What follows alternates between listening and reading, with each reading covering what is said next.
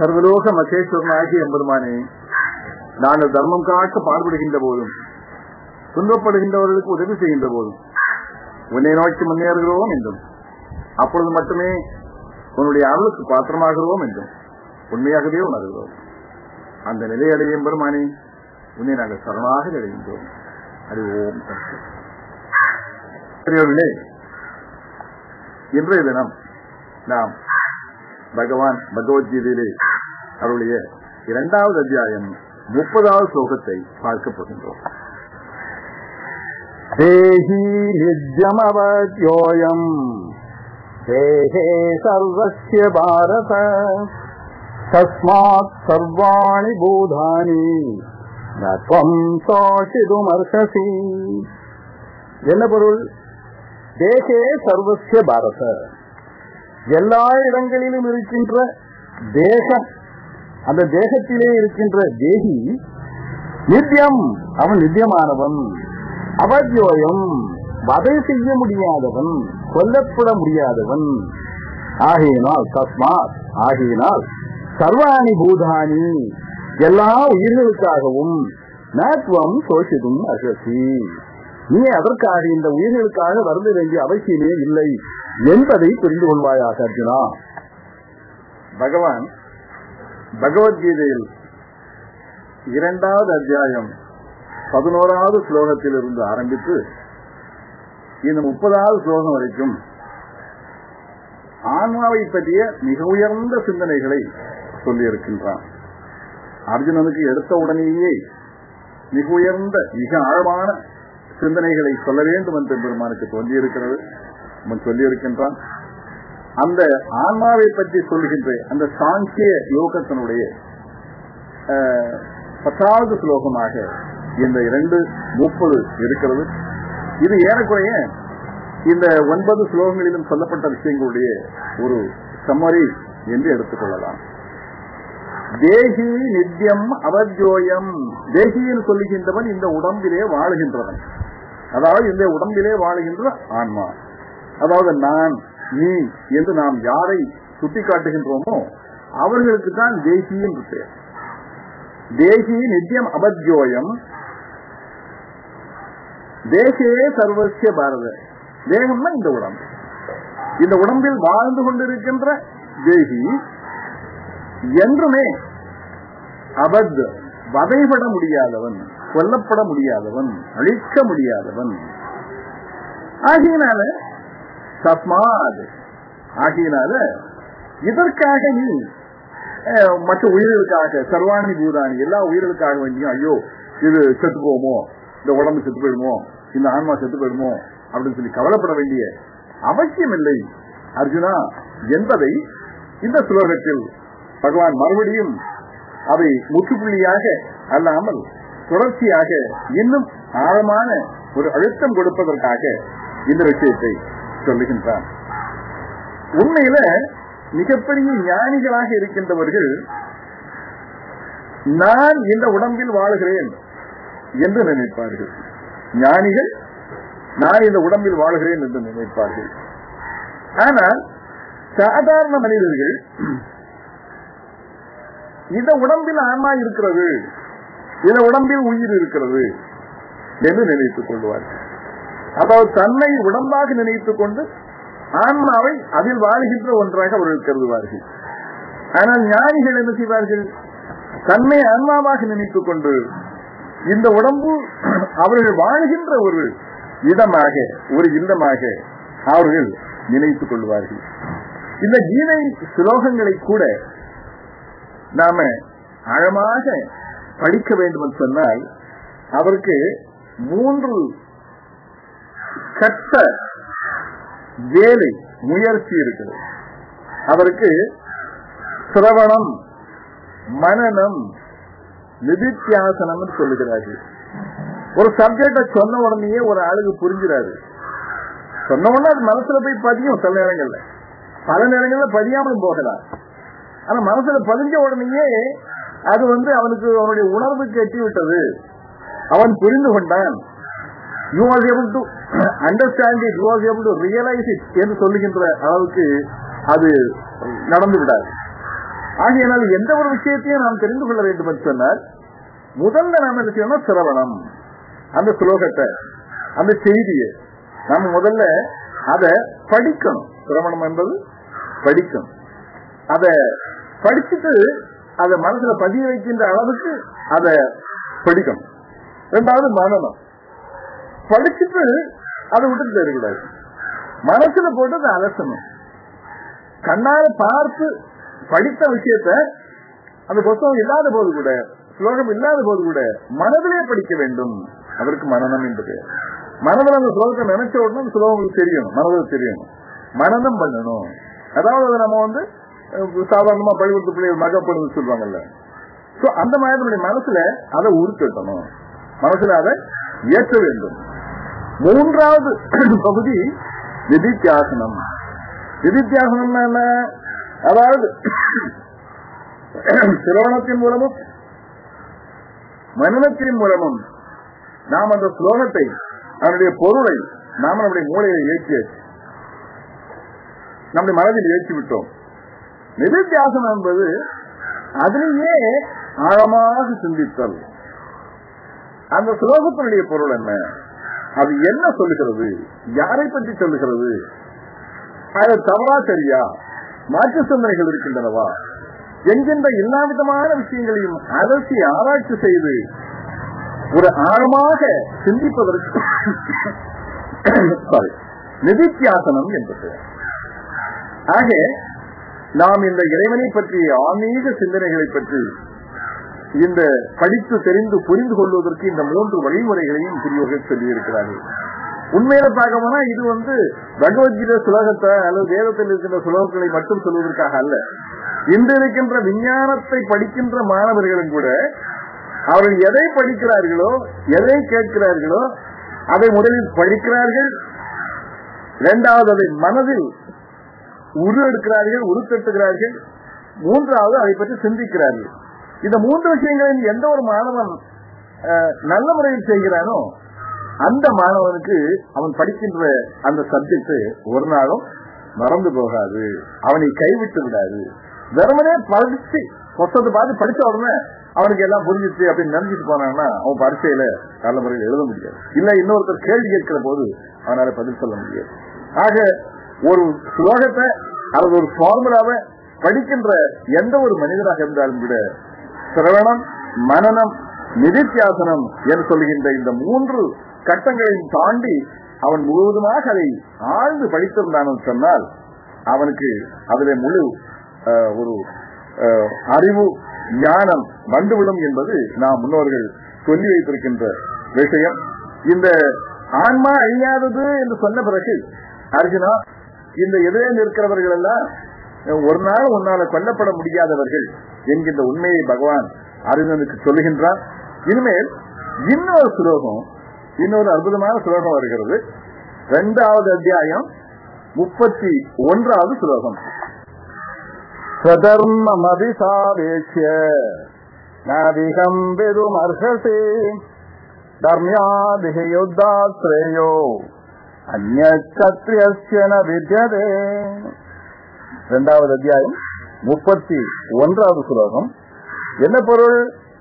ஸ்வதர்மம் அபிசாவேக்ஷ்ய, ஸ்வதர்மத்தை பார்க்கும்போது கூட நதிகம்பிதும் அர்ஹசி, நீ தயங்குவதற்கு காரணம் இல்லை. ஏனென்றால் தர்மியாதிஹி யுத்தாத் ஸ்ரேயோ அந்நிய சத்ரியஸ்ய வித்யதே, சத்திரியர்களுக்கு இந்த ஸ்வதர்மத்திற்காக அல்லது தர்மத்திற்காக போர் செய்வதை விடவும் சிறப்பானது ஸ்ரேயோ வேறு எதுவுமே இல்லை. ந வித்யதே தர்மியாதிஹி யுத்தாத் ஸ்ரேயோ அந்நிய சத்ரியஸ்ய வித்யதே. உன்னுடைய ஸ்வதர்மத்தை பார்க்கும்போது கூட ஸ்வதர்மம் அபி சாவேக்ஷ்ய ந விகம்பிதும் அர்ஹசி, உன்னுடைய ஸ்வதர்மத்தை பார்த்தால் கூட நீ வருத்தப்படுவதற்கு, விகம்பிதும் தயங்குவதற்கு தேவையில்லை. ஏன்னு சொன்னா தர்மியாதிகி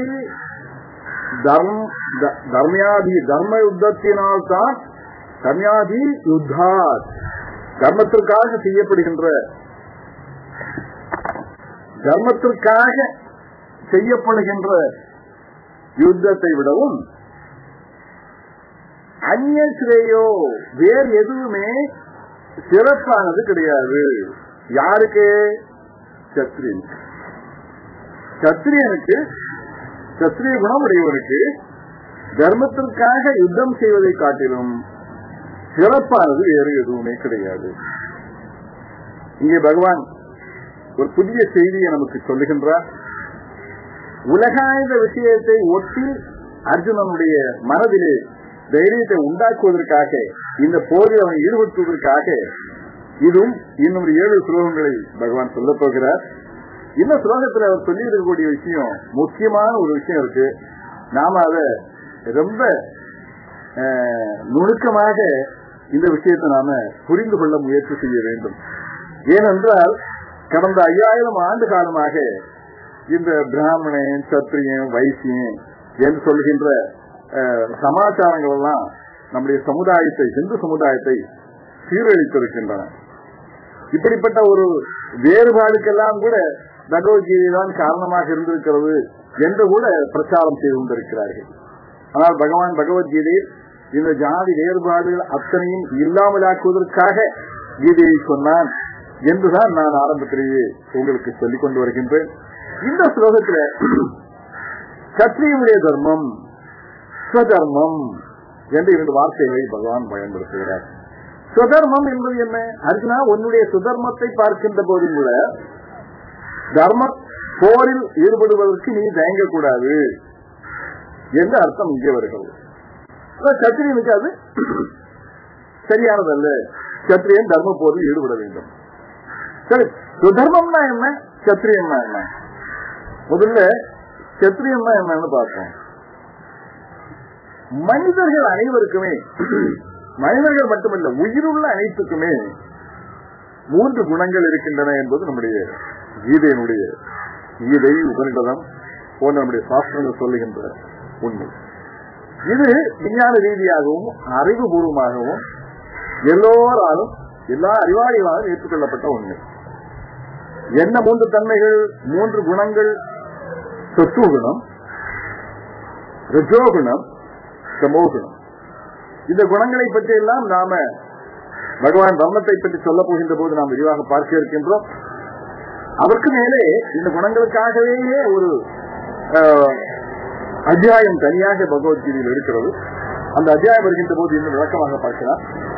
என்று இந்த ஸ்லோகத்தினுடைய அடிப்படையில நம்ம சத்திரிய தன்மை எப்படிப்பட்டது என்பதை சொல்லுவோம். சத்திரிய தன்மை என்பது என்ன? ரஜோகுணம் மேலோங்கி இருக்கின்றவனுக்கு சத்திரிய தன்மை உடையவன் என்று பெயர். ரஜோகுணம் என்பது என்ன? ஒரு மனிதனுடைய மனதில் அதிகமான ஆசைகளும் செயல்படுகின்ற துடிப்பும் இருக்குமானால் அவன் ரஜோகுணம் மேலோங்கியவன், அதாவது சத்திரியன் என்று சொல்லப்படுகின்றான். சாதாரணமாக ரஜோகுணம் மேலோங்கியவன் நல்லவனாக இருந்து விட்டால் அவன் உலக மக்களுக்கு எல்லா விதமான நன்மைகளையும் செய்வான். கெட்டவனாக இருந்து விட்டால் அவன் உலக மக்களுக்கு எல்லா விதமான தீமைகளையும் செய்வான். ரஜோகுணம் மட்டுமே ஒரு மனிதனிடம் இருக்காது. எல்லா மனிதர்களிடமும் சத்துவம், ரஜஸ், தமஸ் என்ற 3 குணங்களும் விரவி இருக்கும். ஒன்று அதிகமாக இருக்கும், இன்னொன்று குறைவாக இருக்கும். அதிகமாக ரஜோகுணம் இருக்கிறவனுக்கு சத்திரியன் என்று பெயர். இன்னும் சொன்னே, ரஜோகுணம் ரொம்பவும் மேலோங்கி மற்ற 2 குணங்களும் ரொம்பவும் கம்மியா இருக்குன்னா அவன் மிகவும் நல்லவனாக இருப்பான் அல்லது மிகவும் கெட்டவனாக இருப்பான். இந்த ரஜோகுணம் மேலோங்கி இருக்கிறது ஒருவனுக்கு. அதுக்கு அடுத்தபடியாக, ரஜோகுணத்திற்கு அடுத்தபடியாக அதே நபரிடம் சத்துவகுணமும் மேலோங்கி இருக்கிறது. அப்படின்னு சொன்னா அவன் யாரு? ரஜோகுணம் மேலோங்கி இருக்கிறது, அடுத்தபடியாக சத்துவகுணமும் இருக்கிறது. இப்படி இருக்கின்றவன் மிக மிக நல்லவனாக இருப்பான்.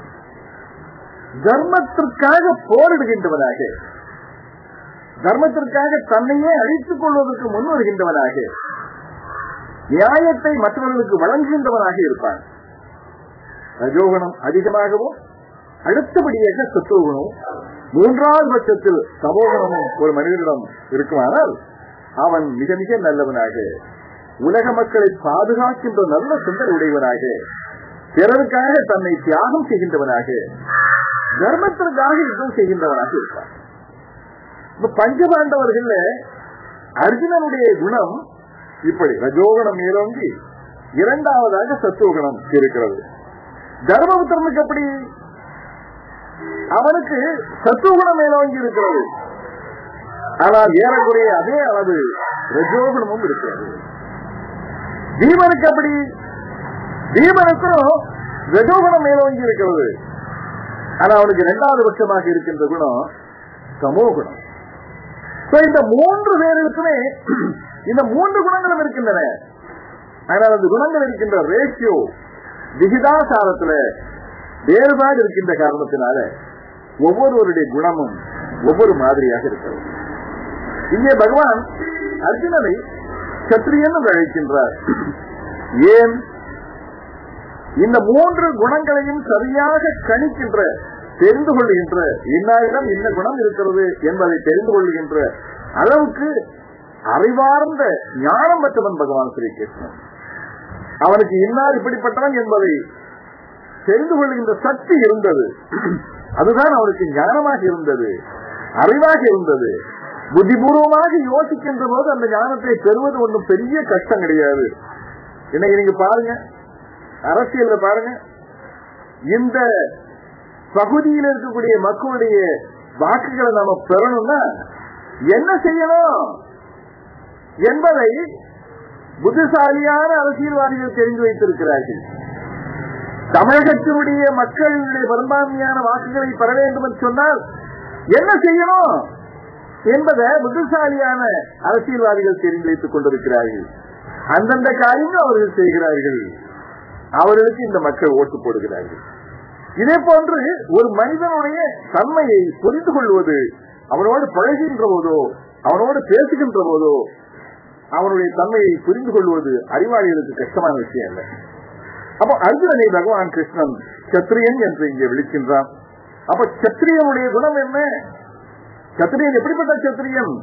ரஜோகுணம் மேலோங்கி சத்துவகுணமும் ஏற்கனவே அதற்கு ஈடு கொடுக்கின்ற அளவுக்கு மேலோங்கி இருக்கின்ற, தமோகுணம் மிகவும் குறைந்தவனாக இருக்கின்ற இந்த அர்ஜுனன் நிச்சயமாக தர்மத்திற்காக பாடுபடுகின்றான். ஏன்னா இப்படிப்பட்ட ரஜோகுணம் மேலோங்கி இருக்கிறவர்களுக்கு, சத்துவகுணம் மேலோங்கி இருக்கின்றவர்களுக்கு தர்மத்திற்காக பாடுபடவில்லை என்று சொன்னால்தான் அவர்களுக்கு சங்கடம். அவர்களால் இருக்க முடியாது, அவர்களால் செயல்படாமல் இருக்க முடியாது, ஒரு நல்ல காரியத்தை அவர்களால் செய்யாமல் இருக்க முடியாது. நம்ம சமுதாயத்தில் பார்க்கிறோம், எத்தனையோ பேர் பெரிய பெரிய பணக்காரர்களாக இருக்கிறார்களாம் சரி, ஏழைகளாக இருந்தாலும் சரி, சமுதாய சேவைக்காக தங்களையே அர்ப்பணித்துக் கொண்டிருக்கிறார்கள். சுதந்திர போராட்ட காலத்தில் இந்த பாரத திருமாதாவுடைய சுதந்திரத்திற்காக தங்களுடைய வாழ்க்கை முழுவதையுமே அந்த சுதந்திரத்தில் ஆகுதியாக்கிக் கொண்டார்கள், தங்களை எரித்துக் கொண்டார்கள் அல்லவா? அவர்களுடைய மனப்பான்மை என்ன? எனக்கு இந்த வேலை இல்லை, நான் ஏன் உலகம் பார்த்துட்டு போறேன், எனக்கு பொண்டாட்டி பிள்ளை இருக்கு, சொத்து சுகம் இருக்கு, நான் சம்பாத்தியம் பண்ண போறேன், போயிருக்கலாம்ல. அப்படி போகல இவர்கள் எல்லாம். இது நாட்டினுடைய நன்மை கருதி, சுதந்திரத்தை கருதி அவர்கள் சுதந்திர களத்தில் இறங்கினார்கள். அந்தமான் சிறையிலே வாடினார்கள், செக்கிழுத்து வாடினார்கள், தூக்குமேடைகளை ஏறினார்கள், எத்தனை ஆண்டுகள் சிறையிலே வாடினார்கள். இவர்கள் எல்லாம் இப்படி செய்கின்ற போதுதான் அவர்களுக்கு சந்தோஷமே வருகிறது. அந்த சத்திரிய தன்மை என்பது இப்படி தர்மத்திற்காக பாடுபடுகின்ற மனப்பான்மை உடையதுதான் அந்த சத்திரிய தன்மை. அர்ஜுனா, நீ சத்திரிய தன்மை மேலோங்கியவன். இன்னொன்று சொல்கிறேன், உன்னுடைய சுதர்மத்தை பார்க்கின்ற போது கூட, இந்த சுதர்மம் என்பது என்ன?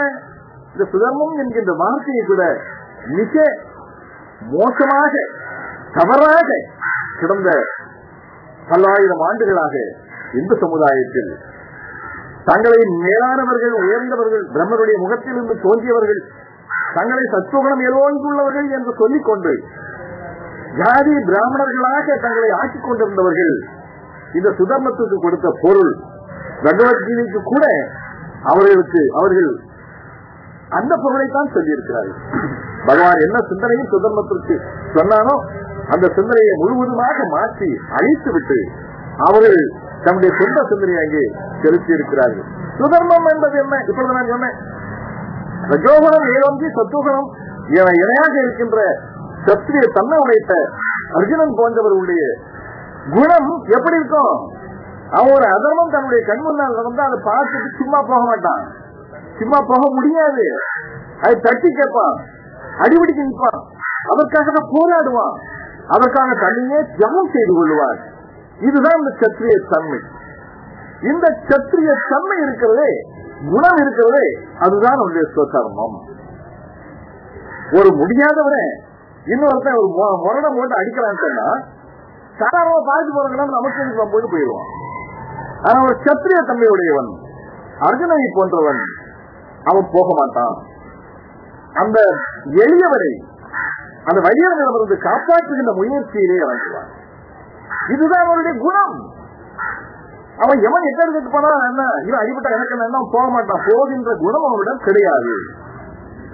இதுதான் அவனுடைய சுதர்மம், சொந்த குணம், அவனுடைய செயல். அவனுடைய இந்த குணத்தின் அடிப்படையில் தான் அவனுடைய செயல் இருக்கும். இப்போ கடமை என்று சொல்லுகிறார்கள், அவனுடைய குணத்தின் அடிப்படையில் அவனுடைய கடமை அமைந்திருக்கும். இதுக்கு பொருள் சொல்லுகிறவர்கள் மாற்றி என்ன சொல்லுகிறார்கள் சொன்னா, அர்ஜுன் ஒரு ராஜா, இளவரசன், மக்களை காப்பாற்ற வேண்டியது அவனுடைய கடமை, அதனால அவன் அந்த கடமையை செய்ய வேண்டும் என்று கண்ணன் சொல்லுகிறான் என்று பொருள் சொல்லுகிறார்கள். உண்மை அப்படி அல்ல. அவன் கடமைக்காக அந்த காரியத்தை செய்ய வருவதில்லை, அவனுடைய குணமே அது. இப்படிப்பட்ட குணமுடையவன் ஆக அவன் இருக்கின்ற காரணத்தினால் தர்மத்தை பாதுகாக்கின்ற மனப்பான்மை அவனுக்கு இருக்கிறது. ராஜா எல்லாருமே அல்லது இளவரசர்கள் எல்லாருமே சத்திரியர்களாக இருக்கணுங்கிற கட்டாயம் கிடையாது.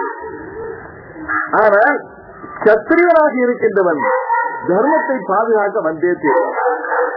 தர்மத்தை பாதுகாக்க தர்மத்திற்காக போராட இவன் வருகிறானோ அவன் தான் சத்திரியனாக இருக்க முடியுமே தவிர அவன் ராஜாக இருந்தாங்கிற காரணத்தினாலேயே தர்மத்தை பாதுகாக்க வந்துடணுங்கிற கட்டாயம். இப்ப நம்ம சாதாரண வேலை செய்யறோம், ஒரு அரசனுக்கு கட்டுப்பட்டு, ஒரு ஆட்சியாளருக்கு கட்டுப்பட்டு ஒரு அரசாங்க வேலை செய்கிறோம். இது நம்முடைய குணத்தின் அடிப்படையில் செய்கின்ற வேலை இல்ல, இது நம்முடைய கூலி வேலை. நாம கூலிக்கா வைத்து முளைச்சுதான் செய்யறோம். நம்முடைய குணத்தின் அடிப்படையில் செய்கின்ற வேலை வேற மாதிரி இருக்கும். இப்ப இந்த சினிமா நடிகர்கள் எல்லாம் பாத்தீங்கன்னா நிறைய பேரு ஆங்காங்க வெவ்வேறு வேலைகளை செய்துட்டு இருந்தவங்க. அரசு கிளார்க்கா இருந்திருப்பாங்க.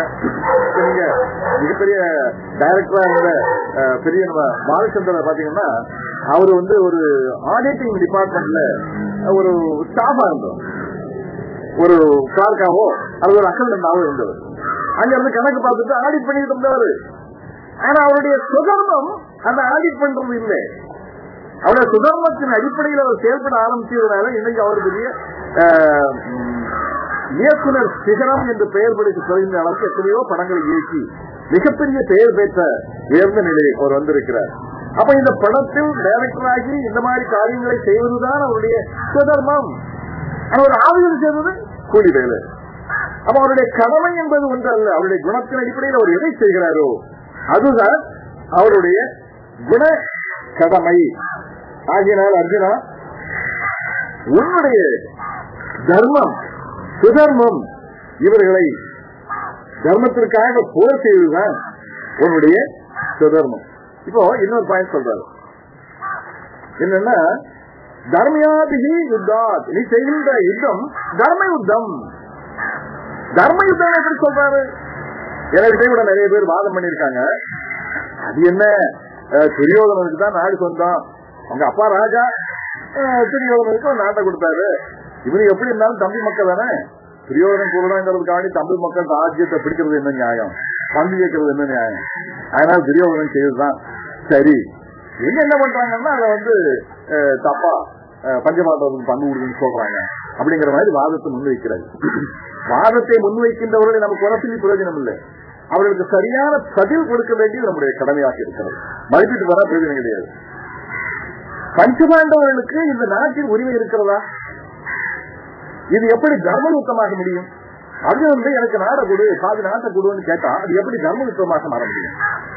நம்பர் 1, துரியோதனன் ஒரு நல்ல அரசன் அல்ல, அவன் ஒரு நல்ல அரசன் அல்ல, மக்களுக்கு நன்மை செய்கின்றவன் அல்ல.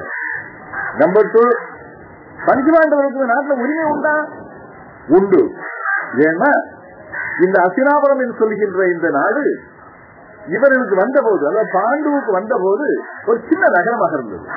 பாண்டு அதை பெரிய சாம்ராஜ்யமாக மாற்றினார். அதன் பிறகு அதை 2ஆக பிரித்து துரியோதனனுக்கு பாதி, பஞ்சபாண்டவர்களுக்கு பாதி என்று கொடுத்த போது டெல்லி, இன்று இருக்கின்ற டெல்லி, அந்த இந்திரபிரஸ்தம் என்று பெயர். அந்த இந்திரபிரஸ்தம் என்ற காட்சி பகுதியை பஞ்சபாண்டவர்கள் தான் பகவான் ஸ்ரீகிருஷ்ணனுடைய துணையோடு அதை அந்த காண்டவ வனம் என்று சொல்கின்ற அந்த வனத்தை அழித்து ஒரு பெரிய நகரமாக்கினார்கள். நகரமாக்கினது மட்டுமல்ல, அது ஒரு பெரிய சாம்ராஜ்யமாக உருவாக்கினார்கள். இந்த நாடு முழுவதுமே இவருடைய சொந்த சம்பாத்தியத்தில் வந்தது. பூர்வீக சொத்துன்னு சொல்வதற்கு கூட இல்லை. இவன் 3வது பாயிண்ட பார்ப்போம். சூதாட்டம் வந்தாங்கல்ல, சூதாட்டத்துல என்ன கண்டிஷன்? இது தோத்து போன 12 ஆடு நீ காட்டுல ஒரு வருஷம் அஞ்ஞாதவாசம் பண்ண, திருப்பி உன்னுடைய நாட்டை பெற்றுக்கொள், உன்னுடைய பங்கை பெற்றுக்கொள். இதுதான் அந்த சூதாட்டத்தினுடைய முடிவு, அதான் கண்டிஷன். இந்த எல்லா காரியங்களையும் பார்க்கின்ற போது அர்ஜுனன் பஞ்சபாண்டவர்கள் தங்களுடைய நாட்டை கேட்டது நியாயம். அதுவும் கடைசியில துரியோதனன் சொல்லிட்டான், நாடுதான் கொடுக்க முடியாதுப்பா, நியாயமா ஒரு சாமர்த்தியம் இருந்தா சண்டை போட்டு வாங்கிக்க, போர் செய்து வாங்கிக்க, ஜெயிச்சுன்னா எடுத்துக்க, இல்ல கொடுக்க மாட்டேன், நீ இருக்கும் இடமணியிலும் யாமவருக்கு இடம் குறையேன் என்று பகவான் கண்ணன்கிட்டே சொல்லி அனுப்பிச்சிட்டாங்க. இந்த பாருங்க, கண்ணனை நம்ம கடவுள் சொல்றோம், மிகப்பெரிய சாமர்த்தியசாலி சொல்றோம். அந்த கண்ணனால கூட துரியோதனரை சமாதானப்படுத்த முடியல, அவனுக்கு நியாயத்தை சரி விளக்க முடியல. இந்த துரியோதனன் எப்படிப்பட்டவன், அமோகனம் ஏலோகியவன் எப்படிப்பட்டவன் விஷயங்கள் தான் பகவத்கீதையில பகவான் சொன்னார், சொல்ல போகிற நாம் தெரிந்து கொள்ள இருக்கின்றோம். ஆக இந்த ஸ்லோகத்துல தர்மியாதி யுத்தாத்ரேயோ அந்நிய சத்ரியன வித்யதே பகவான் சொல்கின்ற போது, நீ செய்கின்ற யுத்தம் தர்ம யுத்தம், அதை நீ சத்திரியனாக இருக்கின்ற நீ செய்துதான் ஆக வேண்டும்.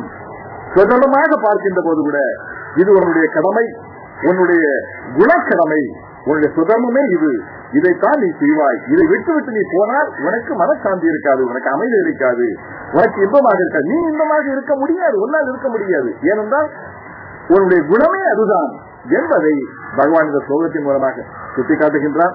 பெரியவர்களே, மீண்டும் நாம் அடுத்த ஸ்லோகத்தை இதை போன்று இன்னும் அற்புதமான ஸ்லோகங்களை நாம் தொடர்ந்து பார்ப்போம். சர்வலோக மகேஸ்வரனாகிய பெருமானே, நாங்கள் தர்மம் காக்க பாடுபடுகின்ற போதும், துன்பப்படுகின்றவர்களுக்கு உதவி செய்கின்ற போதும் உன்னை நோக்கி முன்னேறுகிறோம் என்றும், அப்பொழுது மட்டுமே உன்னுடைய அருளுக்கு பாத்திரமாகிறோம் என்றும் உண்மையாகவே உணர்கிறோம். அந்த நிலையடைய எம்பெருமானே, உன்னை நாங்கள் சரணாக அடைகின்றோம். எத்திர யோகேஸ்வர கிருஷ்ணோ எத்திர பார்த்தோ தன உத்தர தத்திர ஸ்ரீ விஜயோர் போதீர் திருவானே தேர்மதீர் மம. ஹரி ஓம்.